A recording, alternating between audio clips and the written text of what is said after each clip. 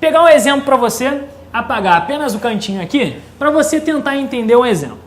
Vamos supor, por exemplo, que eu pegue aqui pra gente o átomo de sódio, número atômico 11.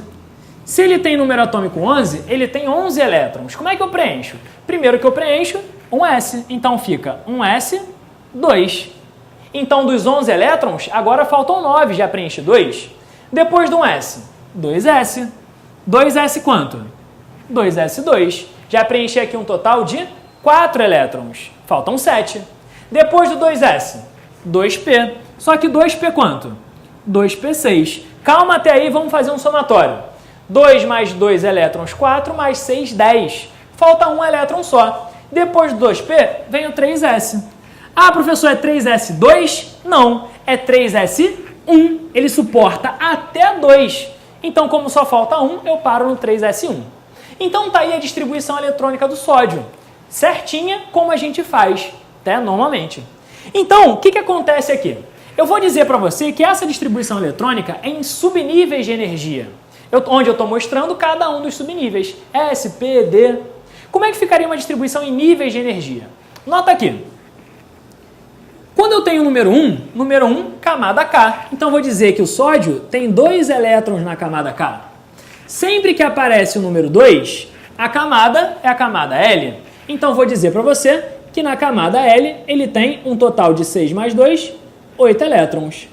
E, por fim, na camada M, um total de 1 elétron. A última camada, nesse caso a camada M, é chamada para a gente de camada de valência. Perfeito? Onde o último elétron preenchido é chamado de elétron diferenciador, ou elétron mais energético. Então, esse daí é o exemplo do sódio. Então, vamos pegar um outro exemplo aqui para ver se a gente consegue entender.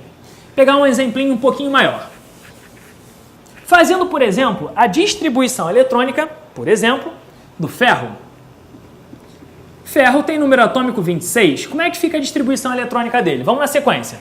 1S2, 2S2, depois 2P6, depois 3S2, depois 3P6, depois do 3P6, 4S2 e, por fim, vamos somar? 2 mais 2 mais 6, 10, mais 2, 12, mais 6, 18, mais 2, 20. Faltam 6. Depois do 4S vem o 3D. O D suporta até 10, mas só faltam 6. Então, eu coloco aqui, ó, 3D6. Preenchi os 26 elétrons. Distribuição em subnível. Como é que fica a distribuição em nível? Sempre que tem o número 1 grande, camada K, K igual a 2. Sempre que tem o número 2 grande, camada L, 2 mais 6, 8. Agora, cuidado. Eu tenho o número 3 aqui e tenho o número 3 aqui, ó. Cuidado com isso.